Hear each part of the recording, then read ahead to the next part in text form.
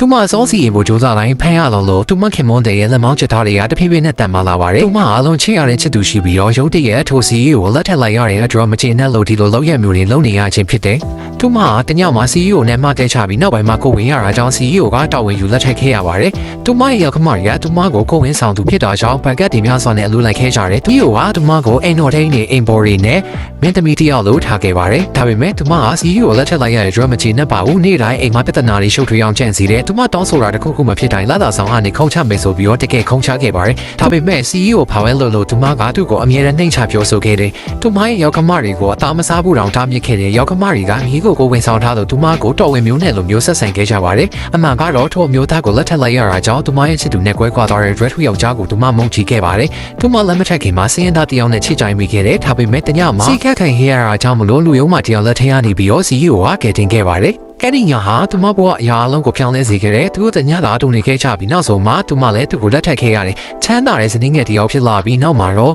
အဲ့ဒီစင်ရသားကောင်လေးကိုမမေ့နိုင်ပဲသူမရဲ့ချစ်စလန့်ကိုဖျက်ဆီးမိလို့သူမရဲ့ခင်မကိုဖြစ်တင်ခဲ့တယ်။ဒါကြောင့်ကိုဝင်ဆောင်နေချိန်မှာတော့အမြဲချဲ့ရန်ဆောင်နေခဲ့တယ်။ဒီနေ့မှာသူမခုံချမယ်လို့ချိန်ချောက်ပြီးမဲ့ဒီတခါတော့မူထိုးဖြစ်ခင်ရတယ်။သူမရဲ့ခင်မဟာသူမကိုဖမ်းဖို့ပြေးလာတဲ့အခါယူတရက်သူမဟာဒီထဲမှာမျောနေတော့သတိထားမိပြီးပဝင်းချိန်အားလူတိုင်းစက်သိန်းနာသွားကြတယ်။အဲ့ဒီချိန်မှာသူမဟာဝိထုတွေကဗီဒိန်တယောက်ဖြစ်မှန်းသိလိုက်ရတယ်။သူမရဲ့ချုံမော်ပြီးချမ်းသာတဲ့ခင်မကိုလင့်တူရှူပြီးငွေကြေးချိုးတဲ့လူယုံမတယောက်တော့ဘလောက်မိုင်မဲခဲ့တယ်ဆိုတာနောက်ဆုံးတော့သူမသဘောပေါက်သွားတယ်။ဒါဆိုအိမ်မက်မှန်နိုင်တဲ့စနေကဘဝကိုစတင်ခန်းစားဖို့ဆုံးဖြတ်လိုက်တယ်။ပြီးတော့ဆက်အိမ်ကြီးကထူးဆန်းစွာတိတ်ဆိတ်နေတာကိုသတိထားမိလိုက်တယ်။အောက်ထပ်ကိုကြည့်လိုက်တော့သူမရဲ့ခင်မနဲ့ရောက်ခမရီကအမောင်ထဲမှာအသားတွေလီနေကြတယ်။ရာဇဝဲမှုဖြစ်ပွားရနေတာကိုမတော်တဆရောက်သွားတယ်လို့ထင်လိုက်ရတယ်။ပေမဲ့မီးတွေလင်းလာတဲ့အခါသူတို့ကလက်စားချိတ်ဘူးချန်စီနေတာမဟုတ်ပဲသူမအတွက်လက်ဆက်ဆက်မုံလုံးလေးတွေလုတ်ပေးနေတယ်ဆိုတာသဘောပေါက်သွားတယ်။သူမကိုတက်တီကိုကြိုးစားတဲ့အမြဲကဲတင်ရတဲ့ခင်ဝန်းတဲ့အပေါ်အာနာလာမီရဲ့ရုတ်တရက်သူမရဲ့အရင်ပုံစံကိုဆက်ဆွယုံရှာလာပြီးတကယ်ပြောင်းလဲဖို့ဆုံးဖြတ်လိုက်တယ်အခုကစပြီးသူမဟာကိုနှိမ်ချပြီးသူမရဲ့အေးဆက်တည်ငြိမ်တဲ့ခင်မုန်းကိုဆွဲဆောင်မှုကြိုးစားတော့ပါတယ်ဒါပေမဲ့သူမဝင်လာပြီးသူ့ရဲ့ခြေပြတ်တဲ့ပခုံးတွေကိုမြင်လိုက်ရတဲ့အချိန်မှာတော့သူမသဘောပေါက်သွားတယ်ဟုတ်ပါလေသူမ